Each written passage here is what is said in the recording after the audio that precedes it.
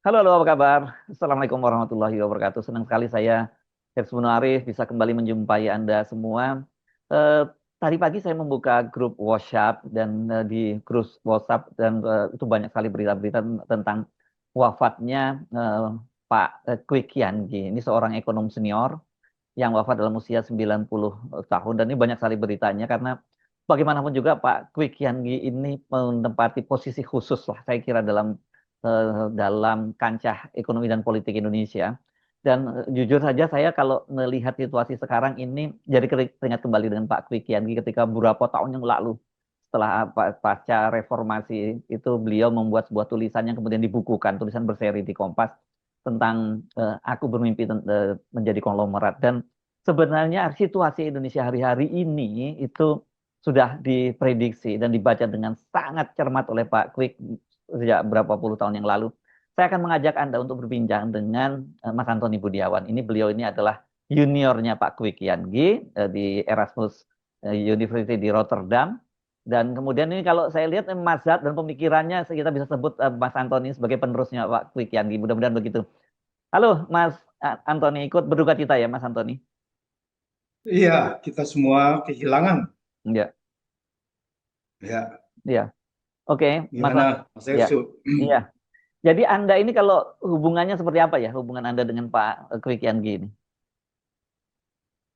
Saya kenal Pak Kwik itu di Rotterdam. Oke. Itu waktu Pak Kwik datang beberapa kali, Mhm. kebetulan anaknya juga kuliah di Rotterdam juga Iya. sama Mhm. dengan di Erasmus. Ya. Lalu kemudian kita dari Perhimpunan Pelajar Indonesia, itu Mhm. waktu juga saya terlibat di situ, Mhm. kita mengadakan simposium.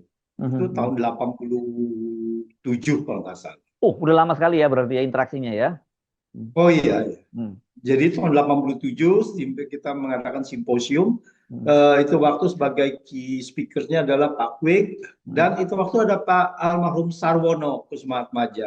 Ya. Ikut juga dengan Mhm. beliau dan Radius Prawiro. Mhm.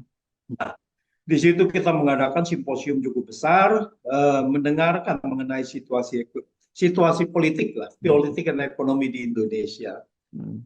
Lalu di setelah itu bahwa dia menanyakan, kita ngobrol-ngobrol, lalu menanyakan apakah saya setelah ini mau apa. Ini waktu itu masih Ya, saya mahasiswa bilang, ya, Pak Mas Antoni itu masih. waktu saya masih mahasiswa, tahun Mhm. 87 dan sudah mendekati selesai. Mhm. Itu waktu Pak Kwik menanyakan kepada saya, apa rencananya? Saya Mhm. bilang, ya saya mungkin cari kerja di Belanda. Mhm. Dan memang sudah ada beberapa pembicaraan. Mhm. Lalu kemudian Pak Kwik menawarkan, kenapa tidak balik ke Indonesia, dia bilang. Mhm. Mhm. Nah, dia kalau tertarik, dia sedang mendirikan universitas, sekolah tinggi itu waktu, Mhm. sekolah Mhm. tinggi ilmu ekonomi Mhm. STIE. Mhm. Dan memang karena saya berniat untuk pulang juga, ya Mhm. ditawari, ya Mhm. kemudian saya bicara, ya kemudian oke gitu. Saya Mhm. kembali dan Mhm. kembali pada tahun 89 akhir Mhm. dan kemudian bergabung dengan beliau. Mhm. Oke. Nah, ini yang menarik adalah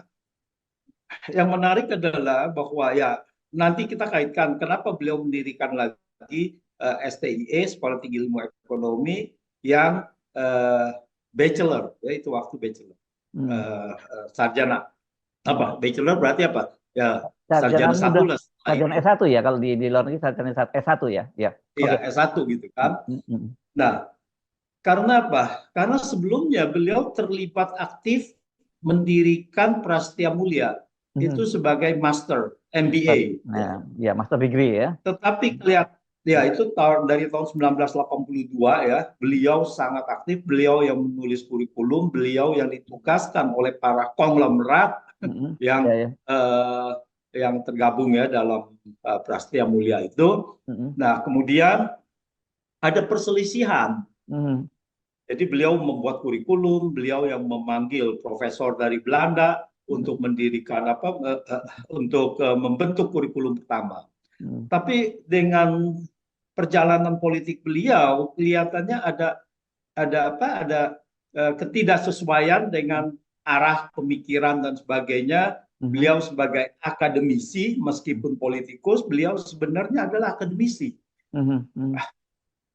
Nah, dari situ ada perselisihan pandangan. Hmm. Nah, di mana beliau itu dikeluarkan, Oh, dikeluarkan. digeser, Oh, digeser. digeser Hmm. dari Prastya Mulia. Oleh karena itu beliau mendirikan bachelornya, bukan Hmm. masternya, tapi bachelornya di bawah itu. Nah, Hmm. itulah sejarahnya bahwa beliau mendirikan itu. Ya. Nah, ya saya dari tahun 80, 90, dari tahun 89 saya berinteraksi dan saya yang sempat membuat kurikulum dan bergabung dengan kemudian bachelor itu tidak dibolehkan Hmm. karena gelarnya adalah gelar kursus, bukan Hmm. gelar akademis, ya, Hmm. karena di sini tidak diakui. Kemudian kita beralih menjadi STIE, itulah yang namanya STIE IB. IB, ya. Hmm. Hmm. Ya, ya. Nah, ya sekilas introduction saya begitu, Mas Ya, Ersu. oke. Oke, kita masuk ke wilayah ini. Beliau ini khas ya. Ya, cara-cara berpikirnya sangat khas dan nasionalistis sekali gitu. Dan tentu saja sebagai alumni dari Rotterdam, itu kalau saya perhatikan kan Belanda ini mazhabnya welfare state ya, lebih pada sosialis gitu ya, Mas Antoni ya. Jadi apa yang Ya, sebenarnya beliau pikirkan tentang ekonomi Indonesia itu dan kemudian apa benturan-benturan yang dihadapi?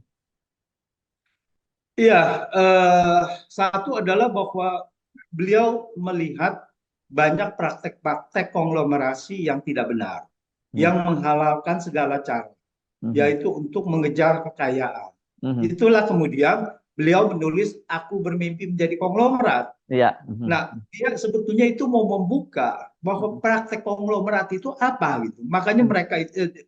beliau itu dikucilkan Mhm. dari para konglomerat, Mhm. bahkan sebetulnya ditawari banyak sekali Mhm.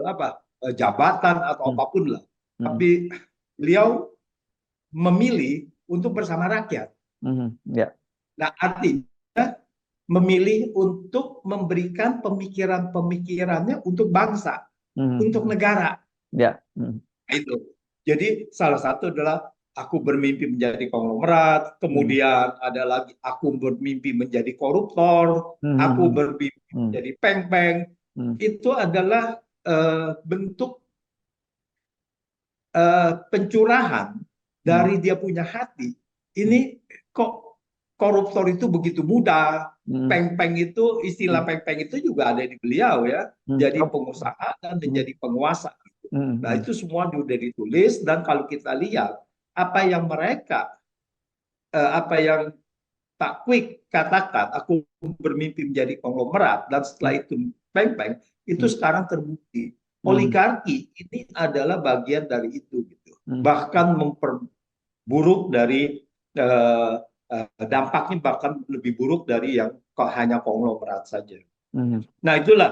Jadi beliau sudah banyak pemikiran yang bertentangan Mhm. dengan praktek-praktek konglomerasi, Mhm. bukannya hanya praktek konglomerasi, tapi kecurangan-kecurangan yang menyusahkan negara dan menyusahkan eh, rakyat. Karena keberpihakan ekonomi itu tidak pada rakyat, tetapi kepada eh, pengusaha tadi, Mhm. konglomerat. Ya.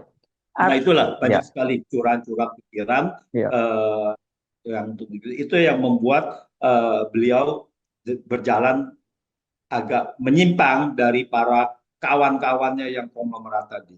Mhm. Ya. Harusnya kan Pak Quick ini kalau mau dia menjadi bagian konglomerat sangat bisa gitu ya. Sangat bisa dan juga dari pejabat itu dari dulu beliau itu sudah ditawari oleh kan kawannya kan di situ ada Radius Prawiro, ada Arifin Siregar gitu ya, itu Mhm. kawan yang dari Belanda juga gitu. Mhm. Dan itu sudah banyak ditawari gitu bahwa Mhm. orang quick ngomong Tiangi gitu kan ya. Ya Mhm. udah kita itu Pak Harto nawarin gitu untuk jadi Mhm. gini. Mhm. Beliau itu tidak mau gitu. Hmm. Oh, Jadi banyak sekali. Jadi kalau untuk menjadi konglomerat pun sebetulnya bisa. apalagi Kawan itu era semua dulu ya. kawan-kawannya semua Iya, era kekuasaan di zaman dulu gitu ya, yang dekat dengan kekuasaan itu pasti sangat bisa gitu ya.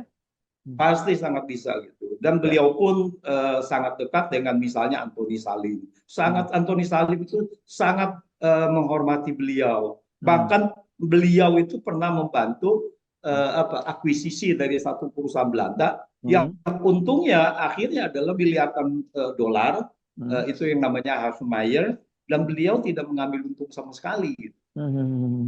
Oke. Oke, jadi kalau interaksi Anda ya dengan Pak Kwi Kian Gi itu kan sampai usia 90 tahun ini, apakah beliau masih berpikirnya masih cukup jernih, masih cukup aktif gitu? Oh ya, ya, beliau masih sangat itu apa berpikirnya masih masih mengikuti Hmm. meskipun tidak secara detail, Hmm. tetapi tahulah bahwa apa yang berkembang, misalnya Hmm. jumlah kabinet 40 Hmm. sampai Hmm. 46 Hmm. menteri pada saat itu, beliau kaget, beliau bicara sama saya, kita diskusi lah ya, kita bilang Hmm. ini bagaimana ini. Hmm. Jadi semua pemikirannya itu sangat apa masih sangat Jernih sangat ya, clear, clear ya, jernih ya. sangat clear sekali gitu. Hmm. Hmm. Ya fisik saja bahwa yang menghambat beliau. Hmm. Padahal kita beberapa waktu yang lalu kita sempat untuk merencanakan Hmm. bagaimana pemikiran-pemikiran kita ini, Tom, dia bilang. Hmm. Jadi dia dan saya, bagaimana pemikiran-pemikiran kita ini kita bisa eh, sebarkan. Hmm.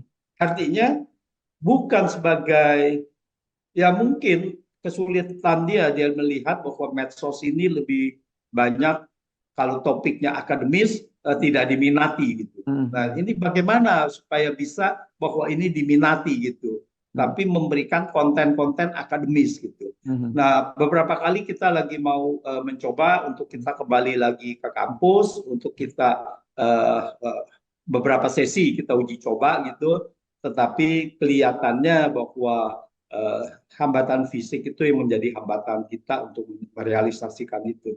Ya. Nah, apa yang merasa membuat beliau lega? Kalau ada itu tentang perkembangan Indonesia saat ini, tapi apa sebenarnya yang sungguh melihat beliau merisaukan sangat tentang situasi Indonesia saat ini?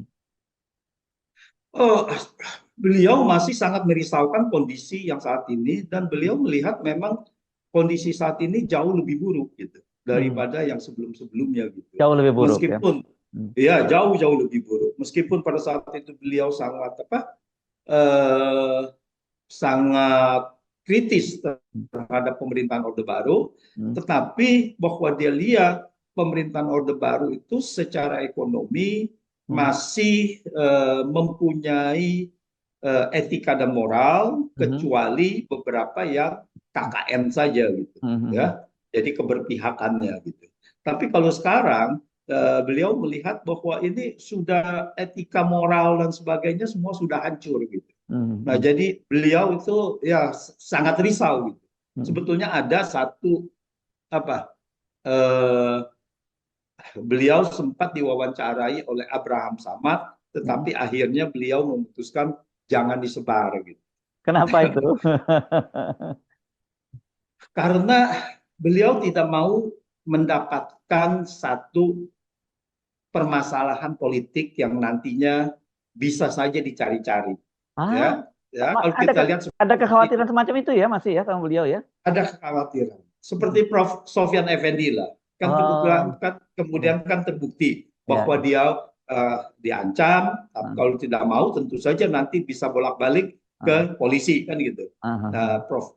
Sofyan Effendi kan merasa Oh, daripada saya harus bolak-balik polisi, udah saya minta maaf aja gitu. ini ya mantan Nah, rektor UGM ya yang kemarin bicara soal mantan ijazah rektor ya, UGM. ijazah Pak Jokowi. Iya. Nah, Hmm. itulah. Jadi pertimbangannya adalah bahwa karena itu belum lama yang lalu, setahun lah ya, sekitar setahun yang lalu, atau belum sampai setahun yang lalu. Hmm. Nah Oh. itu. Jadi itu sempat dibicarakan banyak hal mengenai korupsi, mengenai apa. Hmm. Ya, Ya. oke. Pak Kwi kan pada waktu itu akhirnya kan memutuskan bergabung dengan partai politik dalam hal ini PDIP gitu ya. Bahkan kemudian sempat juga masuk di kabinet menjadi Menko dan sebagainya. Tapi kelihatannya kalau saya nggak salah tangkap juga banyak sekali hal-hal yang tidak cocok ya buat beliau dan kelihatannya memang bukan itu dunia yang tepat buat beliau gitu. Perjuangan politik pada saat dia kan bergabung waktu masih PDI, Betul. ya. Hmm. Kemudian PDI pecah, kemudian dia berada di kubu Mega Ya. karena Pak Kwik ini benar-benar juga suka noise juga. Ah, oke ya. Hmm. Nah, jadi kalau kita lihat bahwa perjuangan politik pada saat itu adalah sama. Hmm. Tetapi begitu PDI berkuasa, Hmm. itu lain. Ah. Nah, di situ berkuasa ya, Hmm. waktu Gus Dur menjadi presiden, beliau memang dipakai sebagai Menko Equin, dan kemudian sewaktu Megawati presiden, kemudian mereka ke Bappenas gitu. Hmm. Tetapi praktek daripada orang-orang yang PDI pada saat itu banyak sekali yang juga sama saja dengan Hmm. apa yang dilakukan oleh oknum-oknum di pemerintahan Soeharto gitu. Hmm. Hmm. Hmm. Ya, jadi misalkan dia sangat menolak sekali menjual BCA. Ya. Wah, itu ribut besar. Hmm. Akhirnya BCA dijual. Itu ribut besar, dia tidak setuju gitu. Hmm. Sampai ada saya mendengar sendiri gitu pembicaraan bahwa Pak Kwik itu disuruh, ya kalau Anda tidak setuju ya Anda keluar keluar saja dari PDI. Lalu Pak Hmm. Kwik bilang, loh kalau Anda tidak setuju dengan saya, Anda keluarkan saya dari PDI. Hmm. Oke. Ya. Jadi sudah sampai sedemikian rupa gitu. Tapi dia tidak mungkin dia keluar dari PDI. Hmm. Hmm. Karena itu adalah pilihan dia. Dia Pak Kwik bukan seseorang yang mengejar jabatan lalu pindah dari partai satu partai politik ke partai politik lain. Ya. Oh, jadi masih afiliasinya masih sampai terakhir masih tetap PDIP? Oh iya, masih masih tetap masih. Hmm. Dia tidak Walaupun pernah keluar dari PDIP. walaupun banyak tidak sepakat dengan beberapa prinsip dari PDIP gitu ya. Pilihan-pilihan politik Oh PDIP. iya, Hmm. Oke. iya, meskipun ada beberapa tidak sepakat, terutama ya setelah apa, sewaktu PDIP mencalonkan Jokowi, Hmm. dan itu saya jelas-jelas berbicara, pada saat itu saya Hmm. komunikasi sangat intens dengan Pak Kwik karena Hmm. Hmm. saya menjabat sebagai rektor di Hmm. di IB itu yang kemudian berubah menjadi Kwik Kiangi School of Business. Hmm. Nah, sewaktu Jokowi eh, dicalonkan menjadi gubernur, kita sudah sama-sama melihat ini orang adalah tidak capable Hmm. dari gubernur. Oh. Oh. Kemudian Pilpres 2014 juga kita tidak. Nah, ini saya ditawarkan oleh PDI itu waktu saya DPP Nasdem ya, Hmm. Hmm. dalam bidang keuangan dan moneter. Hmm. Hmm.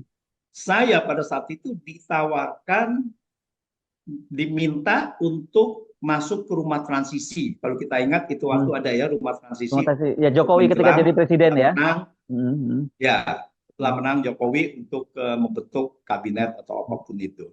Hmm. Saya diskusi dengan beliau, Hmm. lalu saya bilang saya tidak serap. Lalu beliau juga bilang, udah ya jangan, dibilang ngapain ngapain kita terima, itu percuma saja gitu. Hmm. Hmm. Ya akhirnya meskipun itu PDI gitu, Ya, ya, ya, ya. tetapi dia ada satu tulisan Hmm. surat Hmm. kepada Ibu Mega langsung. Hmm. Dia mengusulkan, bunyinya apa? Dia mengusulkan nama saya menjadi menteri kepada Ibu Mega. Hmm. Hmm. Itu waktu dia bilang, dari Indonesia berdiri, Hmm. tidak ada, itu tidak pernah terputus menteri dari Erasmus University. Oke. Hmm. Hmm. Jadi dari awal itu terus Hmm. sampai dia terakhir, begitu kabinet dari Soeharto kan selalu mesti ada dari Erasmus. Apakah itu Radius Prawiro, Arifin Siregar dan sebagainya masih ada. Dan sampai dia terakhir reformasi dia pun jadi menteri. Hmm. Nah Hmm. setelah itu tidak ada. Hmm. Nah, dia itu waktu dia mengusulkan 2014 itu pada Ibu Mega gitu. Hmm. Terus? Dia pernah sisihkan itu suratnya kepada saya, tapi suratnya saya sudah tidak menyimpan lagi gitu. Hmm. Hmm. Ya. Nah, ya jadi begitulah bahwa uh, dia punya pemikiran itu benar-benar untuk berwawasan kebangsaan dan negara, bukan untuk kepentingan pribadi dia sendiri. Ya, nah ini menarik ini ngomongin soal Bob Jokowi ini karena sekarang yang saya kira paling banyak dibahas karena rupanya Pak Kwik Kiangi kalau yang pertama kali ketika gubernur alasannya tidak sepakat karena tidak kapabel. Itu pertama ya, lihatnya ya. Begitu juga presiden pasti juga alasannya juga sama. Tapi ketika kemudian Pak Jokowi betul-betul akhirnya terpilih jadi presiden dan kita melihat bagaimana praktek pemerintahan selama 2 periode, apa yang disampaikan oleh Pak Kwi Kian? Oleh karena itu, Hmm. dia melihat bahwa dia tidak capable. Hmm. Waktu Pilpres 2019, Hmm. Prabowo Sandi, Hmm. khususnya Sandi, Hmm. minta kepada Pak Kwik Hmm. dan saya Hmm. melalui Pak Kwik Hmm. untuk menjadi tim ekonomi Prabowo Sandi Ya. sebagai penasehat. Hmm. Nah, itulah saya terlibat di dalam ekonomi Prabowo Sandi itu Oh, itu karena Pak Kwik ya? Hmm. Pak Kwik dan Pak Kwik karena diminta oleh Sandi Hmm. pada saat itu. Hmm. Nah, jadi kita lihat bahwa memang dari gubernur 2 tahun lompat dan sebagainya memang tidak ada track record. Pak Hmm. Kwik ini kan seseorang yang sangat berpikiran eh, eh, Apa? sangat perfeksionis, ya, dia Hmm. tahu wawasan dan sebagainya. Dia tidak melihat bahwa wawasannya Jokowi itu ada sampai ke level gubernur, apalagi presiden, begitu kan. Walaupun Gubernur aja ya, kita bilang ya tidak capable, apalagi presiden. walaupun sesama PDIP ya, seperti itu ya beliau cara berpikirnya ya. Oh iya, iya, iya. Walaupun sampai PDIP, dia itu sudah menolak dari awal, itu menolak Hmm. apa yang dicalonkan. Ya, Hmm. kita tahulah banyak juga, meskipun tidak dalam partai, kita Hmm. kan ada melihat suatu preferensi atau tidak gitu. Hmm. Tetapi di sini Pak Pik bukannya preferensi, tetapi melihat benar-benar kandidat yang dicalonkan ini bisa merusak Indonesia Hmm. karena tidak mampu menjalankan fungsi-fungsi sebagai presiden. Ya. Nah, akhirnya ketika kemudian jadi presiden dan apa yang sebenarnya diprediksi oleh Pak Kwik itu terbukti, apa yang disampaikan oleh Pak Kwik kepada Anda? Ya, beliau tidak menyampaikan apa-apa, tetapi tentu saja kita itu waktu dari 2011 sampai 2015 ya, sewaktu kita rektor, ya Hmm. saya rektor, itu kita mengadakan seminar terus, Hmm. lalu mengkritisi Hmm. dalam arti eh, memberikan masukan lah, mencoba memberikan masukan kepada pemerintah kondisi ekonomi pada saat itu ya Hmm. ini. Jadi ya kita melakukan koreksi-koreksi melalui seminar-seminar akademis. Ya. Oke, jadi kalau ini yang sekarang ini apa yang hal yang belum terwujud dan yang dititipkan kepada Anda oleh Pak Kwik Yangi? Ya beliau tidak langsung mengatakan menitipkan dan sebagainya, tetapi eh, beliau pasti menginginkan bahwa kita mempunyai orang-orang yang memang berpikiran kepada bagaimana memajukan bangsa ini, Mhm. ya kan? Yang tidak hanya sebagai berkhianat kepada ini, tidak hanya berkhianat kepada rakyat, lalu hanya mementingkan pribadi, mementingkan materi dan sebagainya gitu. Mhm. Ya. Nah, itulah bahwa beliau setuju dengan apa yang buah pikiran saya, Mhm. yaitu mengenai menceritakan ekonomi seadanya.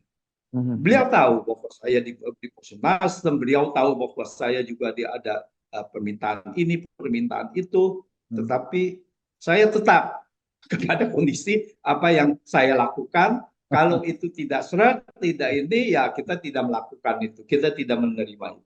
Ya. Kalau nggak salah, beliau sempat berbicara dengan Jaya Suprana. Mhm. Ya, beliau bilang bahwa ya ini menurut saya adalah Anthony, itu Mhm. kepada Jaya Suprana. Ya. Beliau Oke. sering ya juga berinteraksi dengan Jaya Suprana. Ya. Uh, Jadi orang nggak salah ya sebenarnya kalau melihat Mas Antoni sekarang ya, bukan hanya karena latar belakang etnis, latar belakang pendidikan, tetapi pemikiran-pemikiran Anda itu orang yang seperti melihat itulah Pak Kwi Kian kira-kira itu ya. terus terang saya punya pemikiran ini dipengaruhi Oh, pengaruh besar sekali. oleh Hmm. Hmm. karena gini, sewaktu saya tahun 89 tahun 90 mulai Hmm. eh, berkarir di institusi dia, ya Hmm. beliau, yaitu di STIIB, saya itu banyak menulis Hmm. dan saya memperhatikan apa yang beliau tulis. Nah, Hmm. ini saya bongkar sedikit. Hmm. Sebetulnya Kompas sudah tahu, Hmm. beliau itu dulu setiap Sabtu Hmm. itu dapat rubrik yang namanya tinjauan pasar modal. Oke. Pada saat itu Sabtu bergantian dengan Syahrir, Hmm. Dr. Syahrir pada Hmm. saat itu. Hmm. Ayahnya Pandu ya. Ya. Nah, jadi beliau mendapatkan setiap Sabtu begitu. Hmm. Hmm. Ganti-gantian, seminggu ini Pak Kwik, seminggu Dr. Syahrir, seminggu Hmm. Pak Kwik, seminggu Dr. Syahrir. Hmm. Untuk beberapa hal, Pak Kwik pada saat itu sangat sangat sibuk. Hmm. Pak Kwik minta saya bikinin artikel itu. Hmm. Hmm. Bebas, saya mau artikel apapun bebas gitu. Pokoknya kita konteksnya sudah tahu. Hmm. Saya ada membuat artikel, 5 artikel untuk Pak Kwik. Hmm. Hmm. Tanpa diedit. Hmm. Saya sesuaikan gaya tulisannya dengan gaya Ya, tulisan ya, ya, ya. beliau. Hmm. Tanpa diedit lagi oleh beliau. Hmm. Masuk Kompas, diterima, dimuat atas nama Kwikian. Hmm. Kemudian, Syahrir mengundurkan diri. Hmm. Tidak bisa lagi mengisi kolom itu. Hmm. Lalu, tanpa pengetahuan saya, Hmm. Pak Kwik itu ke Kompas. Hmm. Minta saya sebagai pengganti Syahrir. Hmm. Pada saat itu, saya tentu saja belum dikenal, tidak dikenal. Hmm. Kompas mengatakan, wah siapa ini? Nggak bisa Pak Kwik. Gitu. Hmm. Hmm. Terus ditanya, kasih 5 tulisan saya itu kepada Kompas. Hmm. Bagaimana menurut Anda tulisan ini? Hmm. Wah ya ini kan tulisan Pak Kwik, wah, bagus dan sebagainya dan sebagainya. Hmm. Hmm. Ini yang menulis Anthony 100%. Wah, Kompas kaget. Lalu katanya, oke kalau gitu ya kita coba. Nah, Hmm. saya sempat lalu kemudian saya dicoba, kemudian setiap Sabtu Pak Kwik dan saya, Pak Kwik saya dan ganti-gantian, terus sampai rubrik itu ditutup. Oh, cukup lama ya? Cukup lama juga. Hmm. Jadi itulah gaya-gaya tulisan saya pada saat itu, saya banyak terpengaruh pada saat itu oleh Ya. pemikiran beliau. Ya, ya. Jadi tanpa sadar bukan ghostwriter kalau ini justru Anda mencoba membuat tulisan yang mengikuti cara berpikir, stylenya juga Pak Wih, kira-kira gitu ya jadi ya, ya. Benar, Hmm. iya. Jadi bukan ghostwriter karena dia ada kewajiban saja di sana Ya, gitu. ya. Tapi akhirnya Pak Kwik bilang ke Kompas terus secara terus terang gitu. Heeh. Ya, ya, ya. Oke. Oke, Antoni menarik. Jadi saya kira ini Pak Kwik boleh meninggalkan kita semua, Pasfi dan sebagainya. Syukur Alhamdulillah ada orang seperti Anda yang insya Allah masih bisa jadi penerus dari Pak Kwik untuk menjaga semangat ini semua ya, Mas Antoni ya. Ya, sekali lagi kita merasa kehilangan Ya, atas kepergian Pak Kwik Yanti dan saya kira bukan hanya kita ya, Mas Antoni. Bangsa Indonesia itu mesti ya, menempatkan Pak Kwik pada tempat yang khusus dalam memori kolektif bangsa ini, gitu ya, Mas Antoni ya. iya benar Mas Tersu. Yes, Kita semua kehilangan yes. Baik, terima kasih Mas ekonom Antoni. handal, ekonom jujur. Yes. Dan itu yang susah. Ya, kalau Ya, yang pinter banyak, tapi yang jujur yang kita jujur berintegritas itu yang saya kira itu. susah ya. Ya. Ketemu lagi insya Allah sampai ketemu ya Mas Antoni. Terima kasih. Oke, demikian tadi Ya, perbincangan saya dengan Antoni Budiawan yang kita sebut sebagai Quick Yangi muda, tapi nggak muda lagi sebenarnya. Gitu ya. Sampai ketemu lagi. Assalamualaikum warahmatullahi wabarakatuh.